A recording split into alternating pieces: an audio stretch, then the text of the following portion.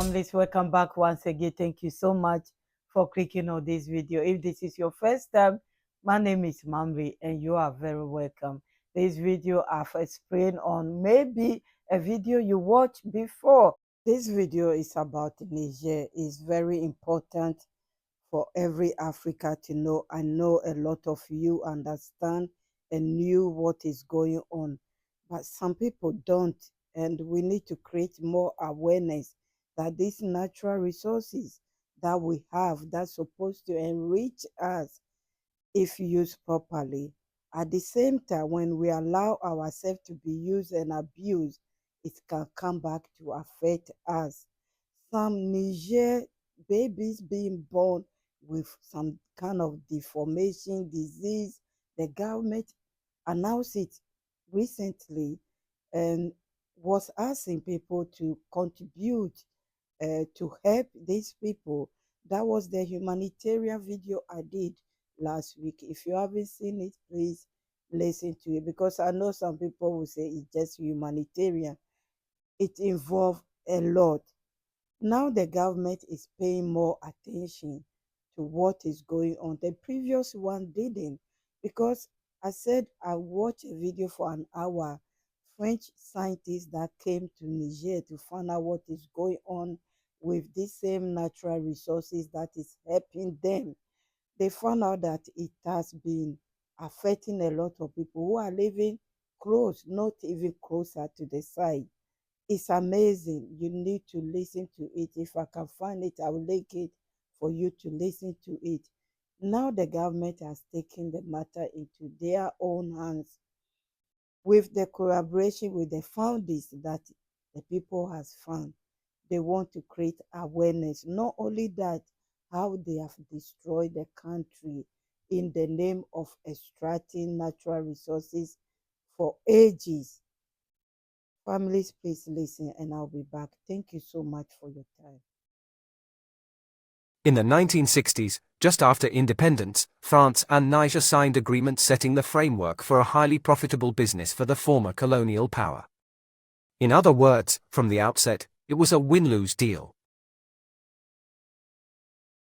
This is how the story of the Niger uranium grab began, when the Gaullist government decided to equip France with a nuclear industry.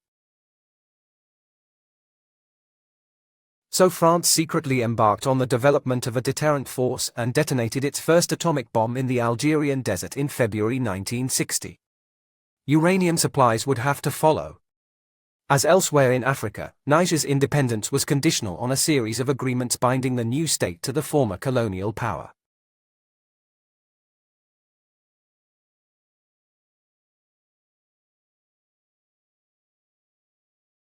These agreements have a military dimension, but they encompass a number of sectors, not least raw materials. In fact, the annex to the defense agreement with Niger, as well as Daum and Côte d'Ivoire, considers, and I quote, that thorium, uranium, lithium, beryllium and their ores are raw materials and products classified as strategic.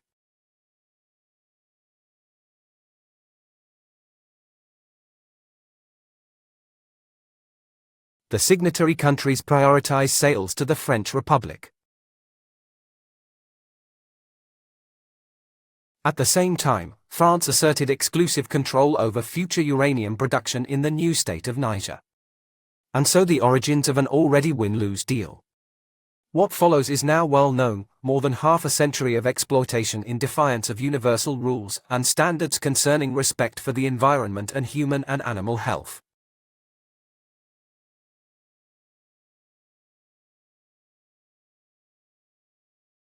In economic terms, according to a number of Nigerian and French researchers, only 12% of the value of exported uranium went back to Niger, while Niger has made a major contribution to the development of France's nuclear power, since 15% of the uranium needed for the French power plant came from Niger until 2023, and 1 in every 3 light bulbs in France is powered by uranium from Niger. 85% of Niger's population have no access to electricity. Arriva's colonial behavior in Niger. This behavior is all the more shocking given that uranium accounts for 70% of Niger's exports and only 4% to 6% of the government budget. 1 in every 3 light bulbs in France is powered by uranium from Niger, which costs €7 per French citizen per year. Niger receives barely 12% of the value of exported uranium. All this is the cost Niger has to pay for France's so-called energy independence. An independence that doesn't exist. France imports 100% of its uranium ore, including around 20% from Niger. France's nuclear system is a sham, because France has been using coercion to ensure the security of its uranium supplies to Niger since independence in 1960. A system that has survived. We call it neo-colonial because of its political and military stranglehold on government. Since independence, France has made and broken governments. Every time a government in Niger asks for a higher price for uranium, or simply for the application of tax and social laws, France puts pressure on it and makes sure it's done. Get the government to lower its sights or dissent and obtain a change of government with a government of its own. Closer to what she wants. Another bitter fact is the pollution of the fossil water tables in the Arlites, a region that abounds in large quantities of fossil groundwater. These are crucial water reservoirs for communities largely dependent on the resources that nature has built up over thousands of years. But the mining and processing of uranium ore.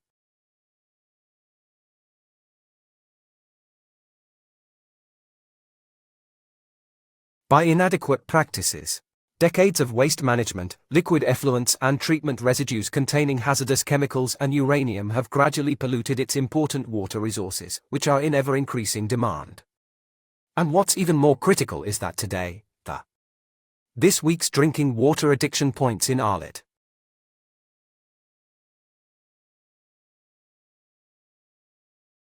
Taken from the Teloy Aquifer. As you can see, with today's growing population, the demand for water is becoming ever greater. So the demand on this water resource is going to be ever greater. This means that pollution will be a major drain on water consumption and population.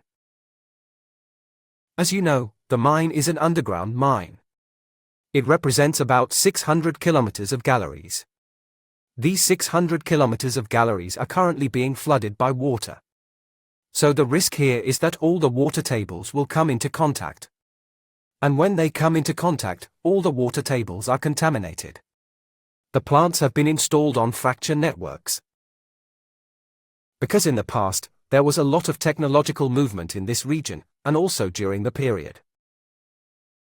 Exploration drilling was carried out to find the deposit. In many cases, these boreholes have not been plugged. But as these boreholes cut through the subsoil, they intercepted groundwater. So these are points of weakness, of communication for any infiltration or pollution towards these groundwater tables.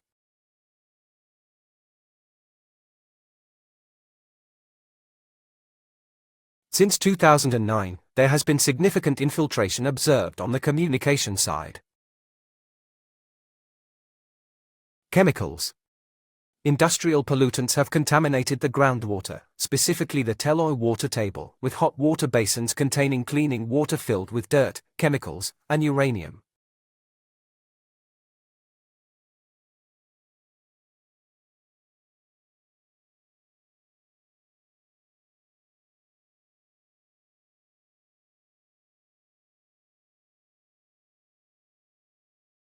And they were laid on an outcropping part of the Teoui Nappe, which is the nappe of very large-scale outfits that just run here all the way to Balayara.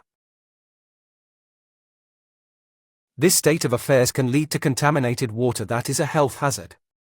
It's not just the people in the water who travel. So it goes on all over Niger and beyond the Niger member, it can go to other neighboring countries. So we have tailings from uranium processing, generally referred to as inverse tailings. The result is a mixture of solids and liquid, including therefore the chemicals that are from the treatment spilled on site easily.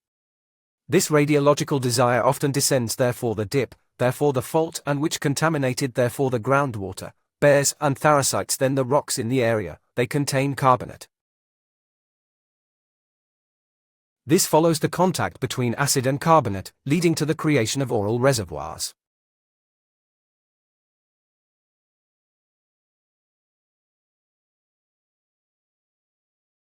At the communication closure and the brand new total nut of 4-4 and the drowning of Des, crusher hoppers, conveyor pans, loaders, the bolter from their home, several agents of 4-pipe children they drowned in the mine.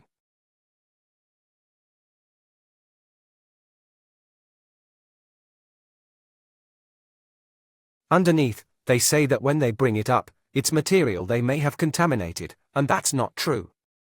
Now these materials are underneath, they are down below, they are being targeted, and when they are targeted, they are going to contaminate the air. Orano had contaminated the analytics.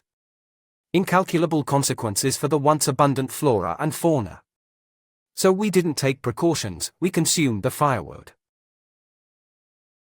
Dalit to Tumia, to Isherwan because we needed thousands of meters that per month for firewood that we fetched elsewhere. And so we cried out there too, a disaster. That's what concerns the flora and fauna, of course.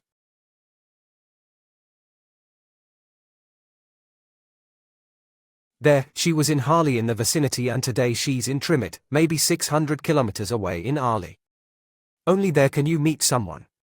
Responsible exploitation by mining companies, mainly Orano, the outskirts of Arlit have been reduced to a lunar landscape of desolation, synonymous with a future with no tomorrow. A future written in dotted lines in Arlit. The future is indeed bleak.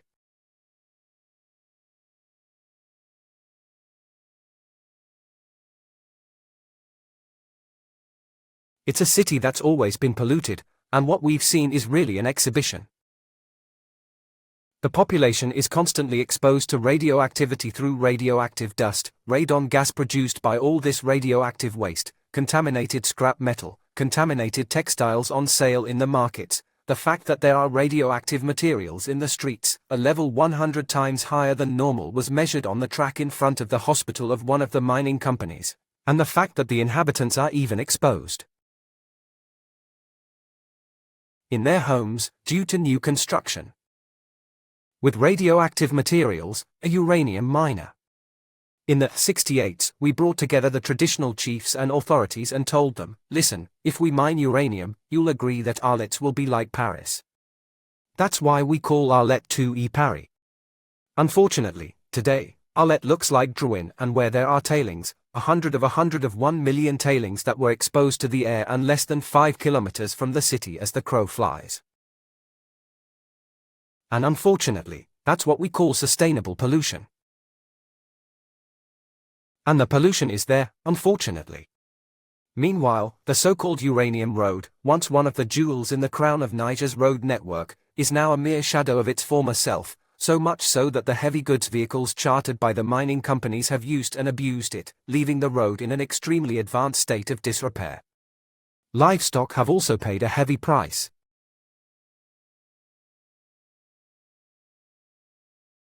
Contaminated water leaves little chance of survival.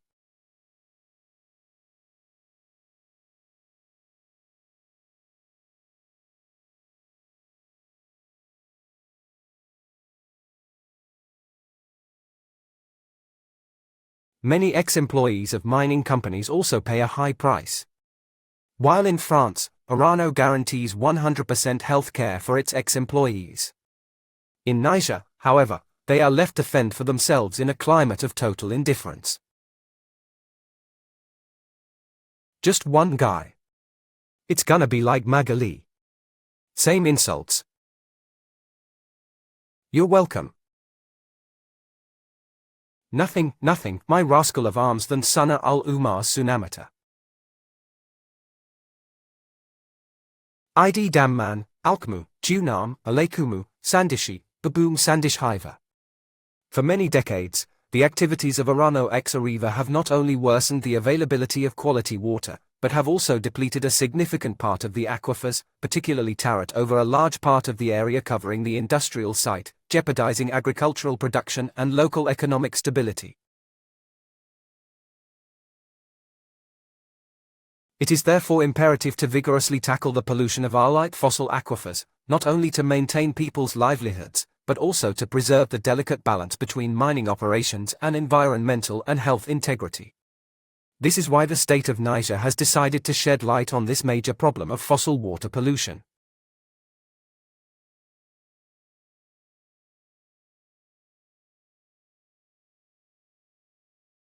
He asked a team of experts from Niger's universities to draw up an exhaustive report on the situation. This study will also be complemented by an analysis of the socio-economic impact of uranium mining on the country. Indeed, the CNSP and the government, in keeping with their commitments, will not blink an eye whenever it comes to defending and preserving the vital interests of one of the world's major players.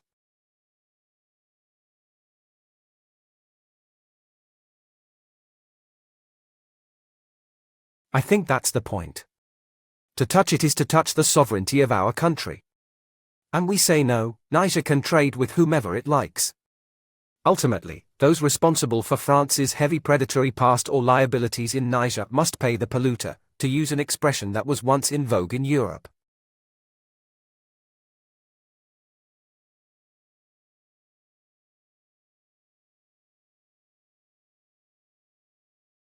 After all, the polluter pays principle is a legal and economic principle governed by Article L. 110 UN of the French Environment Code, stipulating that the costs resulting from pollution prevention, reduction, and control measures are to be borne by the polluter.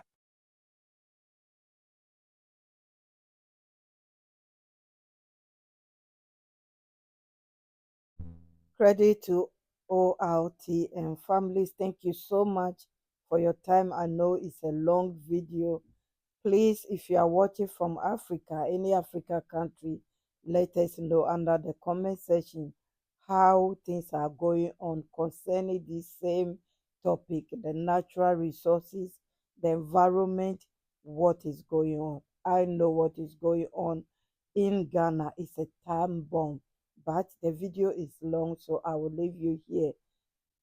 And I'm waiting to read from you. I want to learn from you what is going on in your country as well. Thank you. God bless you all, my returning families, my new ones, my VIPs, my kings and queens. God bless you. I'm grateful for your time. Share the video if possible. Like it so it will go far, so people will know what is going on. I'm grateful that the government has taken these matters into their own hands to work on it. I'll be back, families. Have a great day. Stay blessed.